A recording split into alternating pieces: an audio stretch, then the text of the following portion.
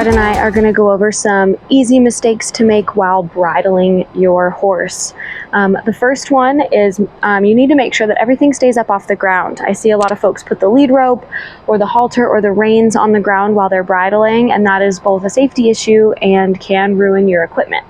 So we always want to make sure lead ropes up over a horse's neck, that the halter doesn't get dropped on the ground at your feet where it could get stepped through.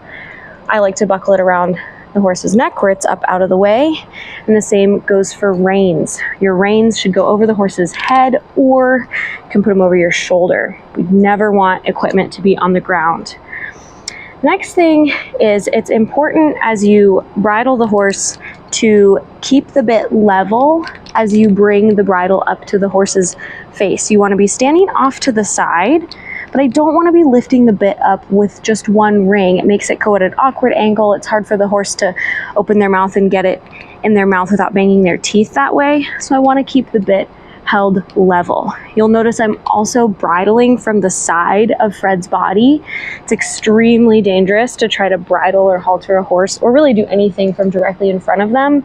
If he jerked his head up, I could get a concussion, broken nose, or if he spooked and jumped forward from something behind him, I would definitely get squished. So we work from the side of the horse. Guide the bit into his mouth. And as we do this, I also want to be sure that my curb chain or curb strap is going under his chin rather than in his mouth. Once you've kind of got the bridle on the horse's head, you want to check that your brow band, cheek pieces, those are all adjusted properly. Sometimes the brow band can kind of slip down. You'll notice that if it's in the wrong spot on these straps, it puts pressure in weird spots on the horse's head.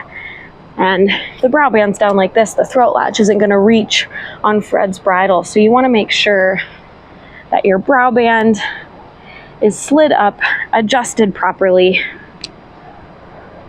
so that we can do everything correctly. It's also easy for the throat latch to get kind of twisted on either side, or somehow it's through the cheek piece. Everything should be in its own place, and you want to do a check before you do up your buckles.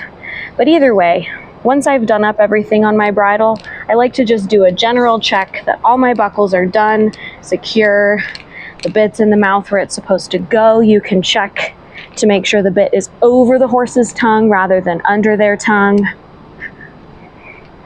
And then we are ready to go. Again, notice I'm not dropping anything on the ground. I want to make sure everything is safely where it's supposed to be. Good boy, Fred. You can find our step-by-step video on how to bridle and saddle your horse on our YouTube channel or our Facebook page.